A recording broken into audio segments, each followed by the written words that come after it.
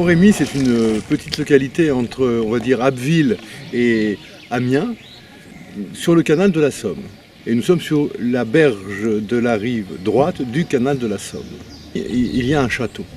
Et ce que personne ne sait, c'est que ce château, eh bien, c'est le château de l'ogre. Maintenant en ruine, mais voilà. Et donc ce château m'a donné l'idée de mettre en scène, de mettre en espace ce très joli conte de Charles Perrault que tout le monde connaît, Le Chat botté. Parce que là, derrière moi, il y a le château, le champ dans lequel le chat botté va chasser. Alors, il ne va pas chasser le lapin pour les circonstances, mais il va chasser le canard. Et puis, nous avons un peu plus loin, on ne le voit pas à l'écran, mais une très jolie chapelle du château. Ça aussi, personne ne sait que c'est la chapelle du château. En fait, c'est l'église du village, évidemment. Et qui va accueillir le concert que nous allons faire à l'issue de notre spectacle sur le chat botté.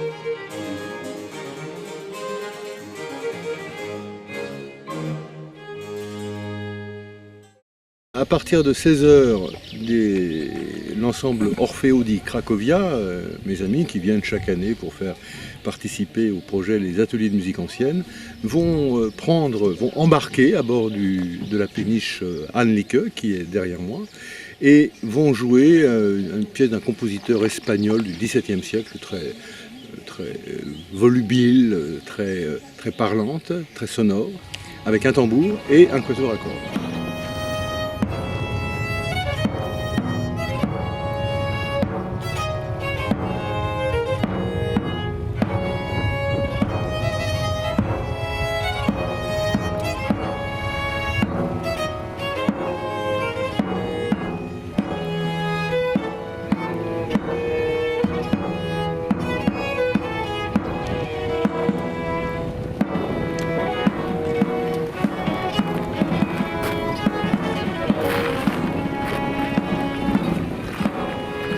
L'ensemble va débarquer et va commencer l'histoire du château. Pourquoi j'ai eu cette idée-là? C'est parce que, en fait, le cadre s'y prête, comme je le disais, idéalement. Simplement, le petit problème, c'est que je n'avais pas le carrosse. Pas de carrosse, mais j'avais le bateau. Et ce bateau est devenu, pour la circonstance, une péniche royale à bord de laquelle le roi de Pont-Rémy va embarquer. Avec sa fille, la plus jolie princesse du monde.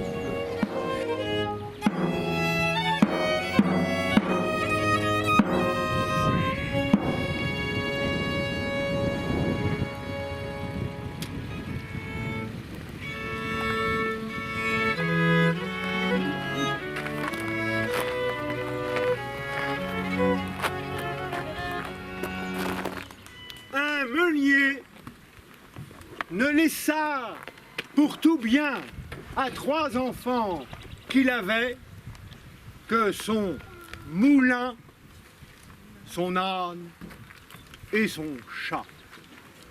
Les partages furent bientôt faits, ni le notaire, ni le procureur n'y furent point appelés. Et ils auraient dû manger tout le pauvre patrimoine. Le troisième n'eut que le chat.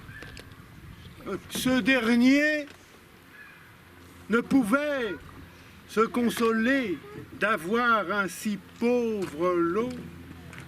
Mes frères, disait-il, pourront travailler ensemble et gagner leur vie honnêtement.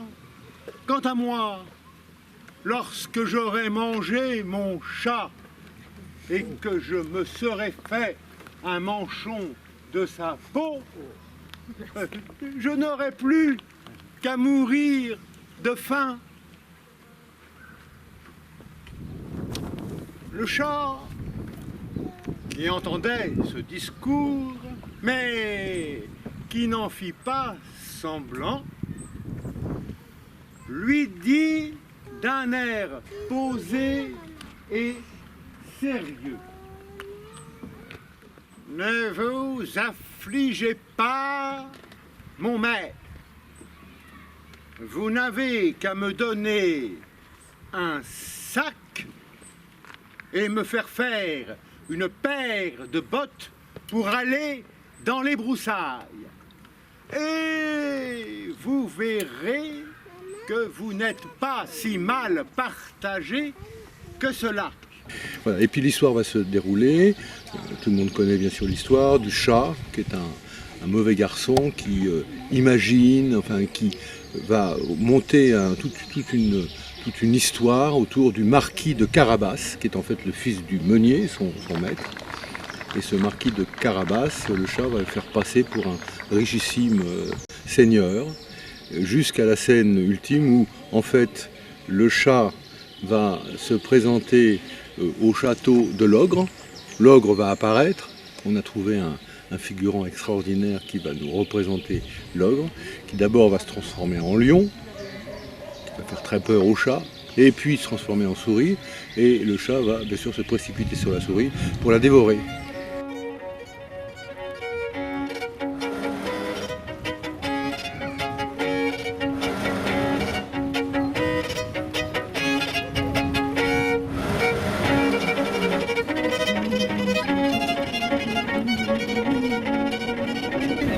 Ils entrèrent dans la chapelle où ils trouvèrent quelques musiciens que l'ogre avait invités à donner un concert en l'honneur de ses amis.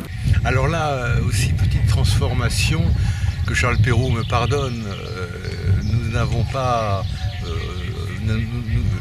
L'ogre a préparé non pas un dîner pour quelques-uns de ses amis qui devaient venir le voir l'après-midi même, mais il a invité quelques musiciens pour faire un concert à la chapelle du château. Et notre lecture va se terminer, lecture théâtralisée avec les figurants, va se terminer par un concert à 17h30 qui sera le concert du mariage entre la princesse et le marquis de Carabas.